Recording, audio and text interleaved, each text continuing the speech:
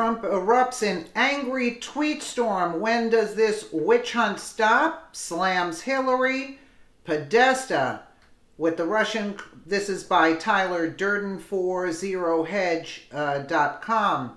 With the Russian collusion narrative disintegrating fast as even the biggest Russiagate cheerleaders exit stage left, now the public's attention has shifted to the FBI itself for having created the narrative after planting at least one infiltrator, Stefan Halper, in the Trump campaign. Overnight, the New York Times tried to pivot the collusion story away from Russia and towards the Middle East, reporting that Trump advisors met with an emissary for two Gulf nations during the campaign. A meeting arranged by Blackwater founder Eric Prince, suggesting countries beyond Russia may have offered help.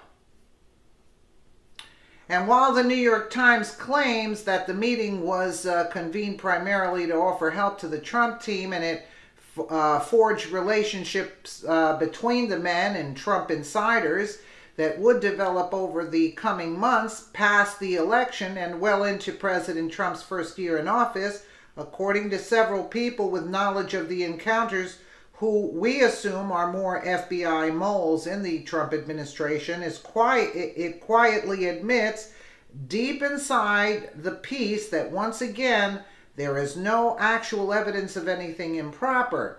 It is unclear whether such a proposal was executed, and the details of who commissioned it remain in dispute. So in what happens to have been a late start to his usual Sunday morning tweeting, and especially angry President Trump erupted on his favorite social network, lashing out at a variety of recent developments. First, after late on Saturday, the president called on the DOJ to allow members of Congress to review documents related to the FBI spy, saying if the FBI or DOJ was infiltrating a campaign for the benefit of another campaign, that is a really big deal. In his first Sunday tweet referring to the New York Times story about Gulf emissaries, Trump blasted the failing and crooked New York Times for moving attention to the rest of the world after it found nothing on Russia. Things are really getting ridiculous. The failing and crooked, but not as crooked as Hillary Clinton New York Times, has done a long and boring story indicating that the world's most expensive witch hunt has found nothing on Russia and me, so now they are looking at the rest of the world.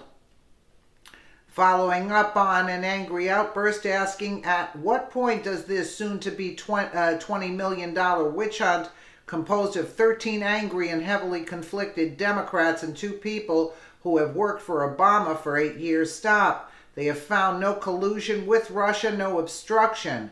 At which point Trump pivoted to his old nemesis, Hillary Clinton, asking why they aren't looking at the corruption in the Hillary Clinton campaign, where she deleted 33,000 emails, got $145 million while Secretary of State, paid McCabe's wife $700,000 and got off the FBI hook along with Terry McAuliffe, and so much more. Republicans and real Americans should start getting tough on this scam. An increasingly irated Trump then warns the GOP candidates will be hurt in the midterms by the special counsel's investigation, which it is now indeed looking at the rest of the world. They should easily be able to take it into the midterm elections, where they can put some hurt on the Republican Party. Meanwhile, Trump blasted, "Don't worry about Dems' FISA abuse, missing emails, or fraudulent dossier." The steady...